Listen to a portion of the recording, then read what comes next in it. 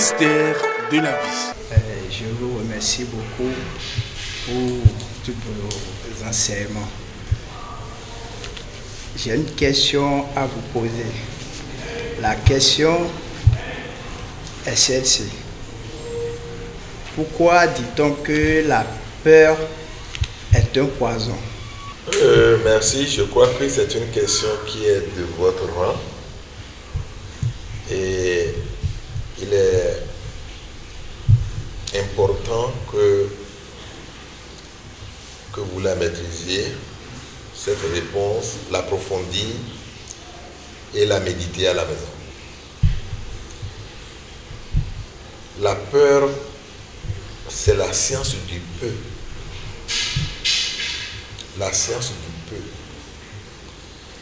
Le R que vous voyez au niveau de peur,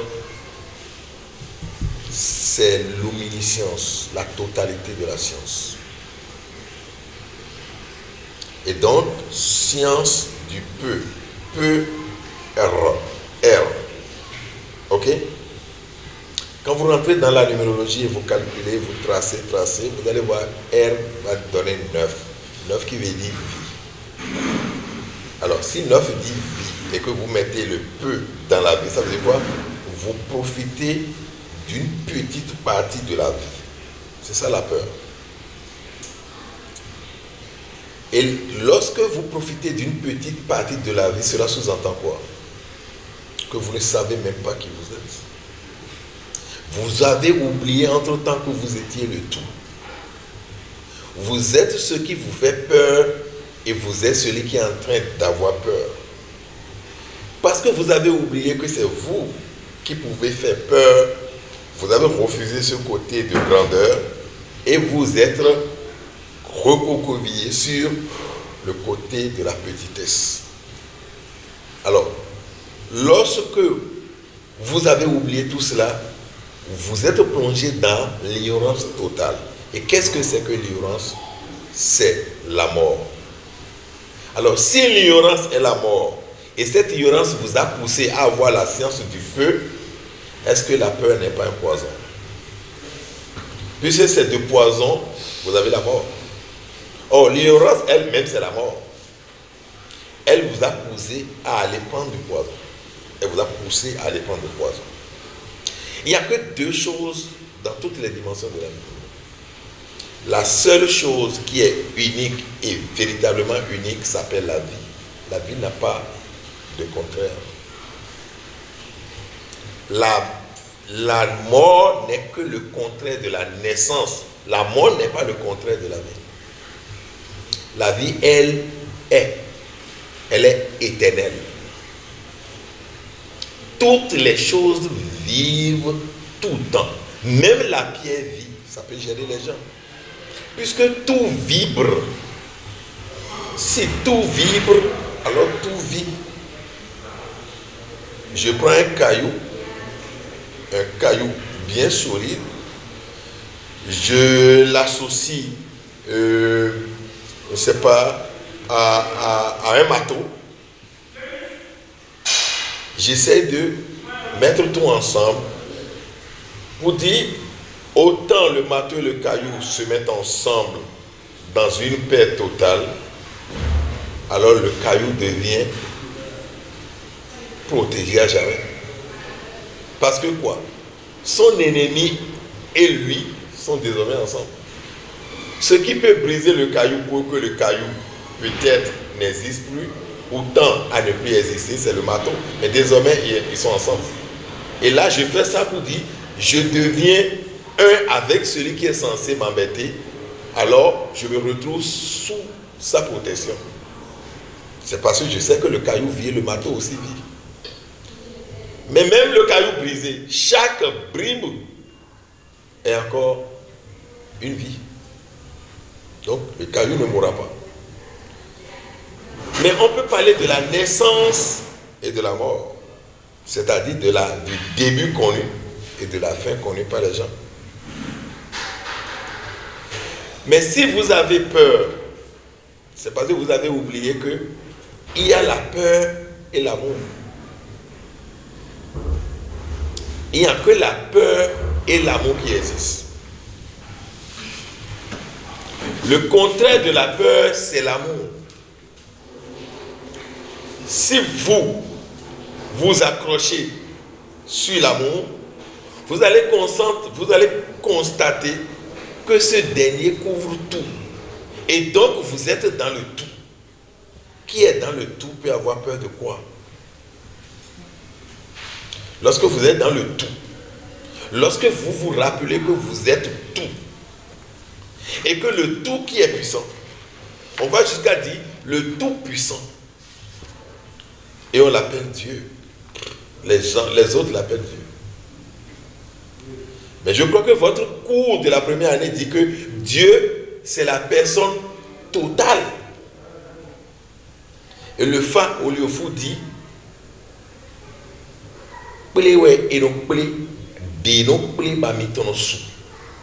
lorsqu'il y a suffisamment de noix de palme, vous avez suffisamment d'huile de palme. Cela sous-entend. Et regardez bien les fourmis lorsqu'elles se mettent ensemble. Même les vagues de l'océan ne leur disent rien. Elles traversent l'océan, on ne sait même pas là où elles sont. Parce que chacun accroche l'autre. Et elles deviennent comme un plateau. Ou elles deviennent comme une barque sur la mer. Et elles nagent, même si les vagues sont comme ça là. Elles traversent tout, elles n'ont pas de problème. Mais lorsqu'une seule fourmi fait erreur de se détacher du groupe, elle se noie. Les vagues l'embêtent jusqu'à elle finit par ne plus exister, ou elle finit par peut-être couler, ou on ne la voit plus. Rappelez-vous que vous êtes le tout, et donc l'amour. Et la loi de la pluripotentialité dit que tout est un. Alors quand est-ce que nous avons oublié que tout est un? Oublier que tout est un, c'est tomber si bas. Alors le mot si bas est le mot peu. Vous voyez un peu? Vous êtes tombé bas et l'autre s'appelle la science du peu. Tout le monde veut une grande quantité, une masse, tout le monde veut gagner plus. Mais comment vous voulez gagner beaucoup lorsque vous êtes peureux? Comment vous pouvez gagner beaucoup si vous n'osez pas? C'est toujours la peur. La peur est l'élément qui détruit les brebis.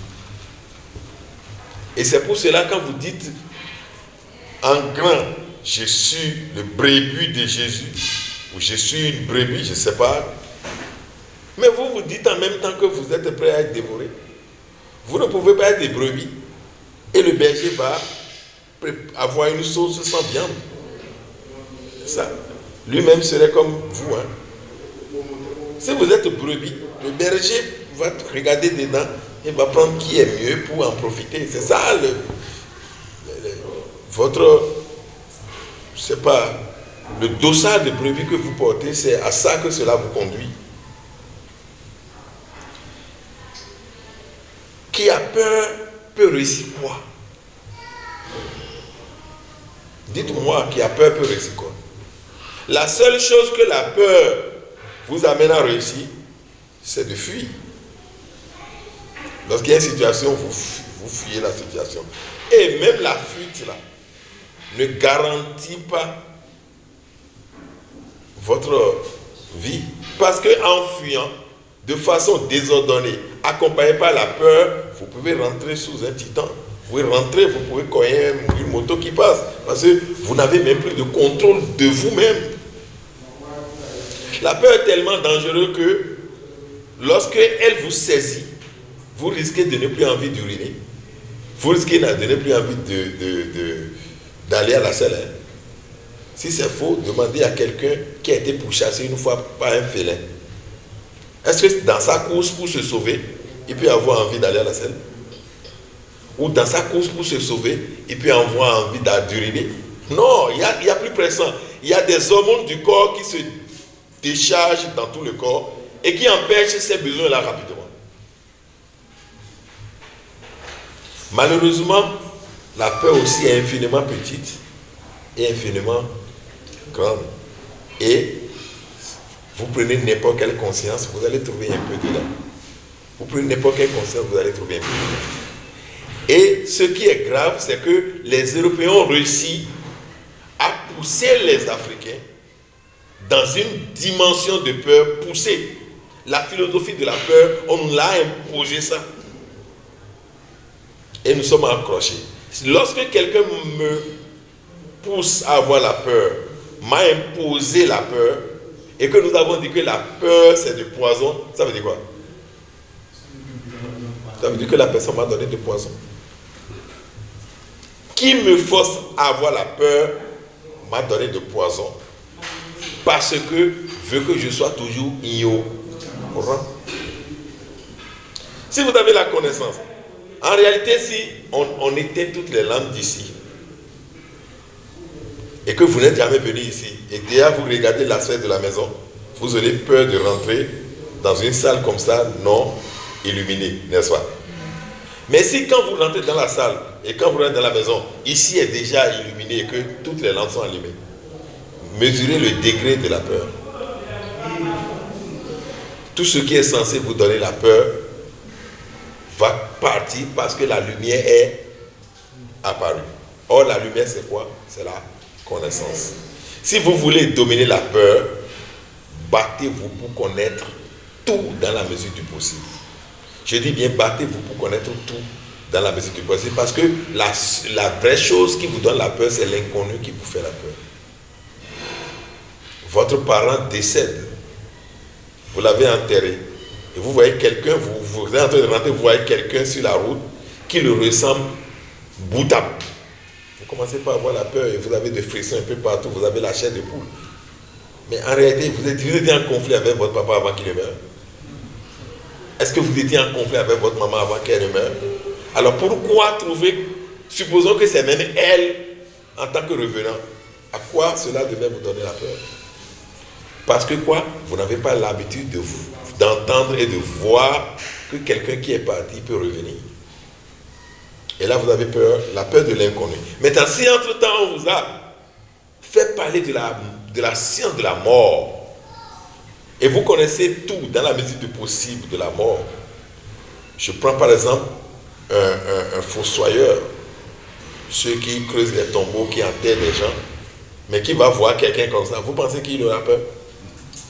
Et cela ne lui dit rien, lui. Parce que il est dedans, c'est son habitude. Ou bien vous prenez un médium et quelqu'un meurt et le médium est allé vers, non, celui qui est mort est allé vers le médium pour lui dire, mais je viens de mourir, mais je dois régler encore un certain nombre de choses. Pourquoi le médium, lui, n'a pas peur? Mais et si vous étiez prédisposé à être médium, vous, et que c'est pour la première fois, un revenant vous rend visite pour dire, je suis mort, mais je dois régler un problème. Cela peut même vous tuer. Parce que vous allez commencer des frissons.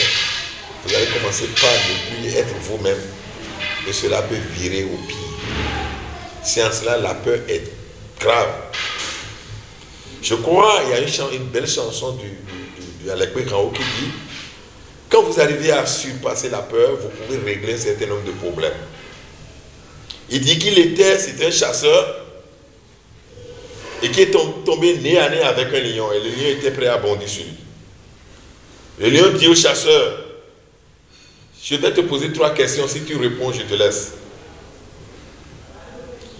Alors pose la question. Ou le lion dit, dis-moi 3 vérités convaincantes et je te laisse la vie sauve. Et puisque le chasseur n'a pas peur, il dit, brave lion, tu as faim. Tu as faim parce que si tu n'avais pas faim, non, tu es bien rassasié. Si tu n'avais pas suffisamment mangé avant de me voir, tu n'allais pas me poser de conditions avant de sauter sur moi. Mais s'il avait peur, il ne peut pas avoir une première vérité comme ça. Le lion dit, c'est vrai, je viens de dévorer un animal. Parce que si le lion avait fait vrai, mais il va sauter sur sa proie.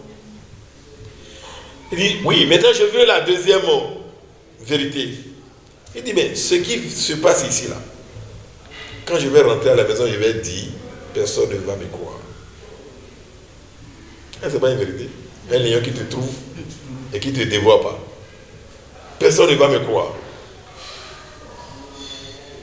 Et le lion le regarde et dit, ça c'est encore une deuxième vérité. Et la troisième vérité, la prochaine fois que tu vas trouver un lion, même affamé, tu auras moins peur que la peur que tu as en me parlant. C'est-à-dire la prochaine fois que je vais voir un lion, je n'aurai plus la petite peur qui continue de m'animer. Ça va diminuer dedans. Parce que je viens d'affronter un lion. Et le lion dit, tu as dit les trois vérités. Et le chanteur conclut, lorsque vous arrivez à surpasser la peur en voulant mourir, vous pouvez encore vous sauver. Donc, ne vivez pas dans la science du peu, vivez dans la science de l'abondance, qui est dans l'abondance totale, dans toutes les dimensions, philosophiques, psychologiques, psychiques. On n'a peur de rien. Au contraire, il est comme l'aigle. Il a la possibilité de couvrir les autres oiseaux avec ses ailes. Mais lorsque vous êtes là, vous êtes dans la science du peu et que vous voyez un vautour, vous ne pouvez pas tenir. Il va vous prendre. Alors que quelqu'un d'autre est en train de le chasser. Mais vous le voyez et vous avez peur. Vous avez, surtout en Afrique, certaines superstitions vous plongent davantage encore dans la peur et votre propre animal de la maison qui crie dehors et vous dites que c'est des sorciers qui vous cherchent. Des chats qui normalement devaient quand même s'accoupler et la femelle qui ne se laisse pas facilement comme ça au mâle, alors que le mâle est beaucoup plus beaucoup plus dodu, beaucoup plus costaud, et donc cette force physique il doit l'exercer sur la femelle. Parfois la femelle crie, et lorsque la femelle crie de douleur, lorsque vous écoutez bien, ça c'est comme si c'est un homme chat qui parle, ça rentre un peu dans... On a l'impression que c'est quand même... Est-ce que c'est un homme ou un chat qui parle, qui crie comme ça, qui miaule comme ça? Et le lendemain dit, vous courez, vous allez voir quelqu'un dit, des chats sorciers, et quand vous les écoutez, ils miaulent et on dirait des hommes qui crient. Or, c'est comme ça se fait. Par douleur, le chat peut miauler, et cela peut ressembler un peu au cri d'un homme en douleur. Mais vous l'avez entouré déjà de la superstition qu'il faut, parce qu'on vous a servi tellement de la science du peu, on vous a suffisamment servi la peur et par ricochet l'ignorance. Puisqu'on veut que vous restez moulés dans ce qu'on vous dit et vous êtes dans la philosophie d'autrui, vous ne voulez pas aller dans votre propre philosophie de la vie. Si j'ai ma philosophie de la vie, et qu'un chat miaule la nuit, je saurais que le chat, c'est son temps, parce que c'est ce que je connais de lui. Commencez par dominer un peu votre peur. Lorsque vous entendez les chats en train de miauler la nuit, et que tout le monde s'enferme, et que tout le monde grelotte dans son camp, dans son lit, prenez votre torche, sortez. Faites quand même le chandelier ou le chevalier de la paix aux autres. Prenez votre torche et sortez. Vous allez voir, le chat va fuir. Et le lendemain, vous serez un peu plus concentré. Parce que quoi? Vous commencez par faire ce que vous n'avez l'habitude de faire, ou vous faites désormais ce que personne ne fait. C'est-à-dire vous avez quitté le peu ou l'abondance. Donc, la balle est dans votre camp. Battez-vous. Merci. Merci.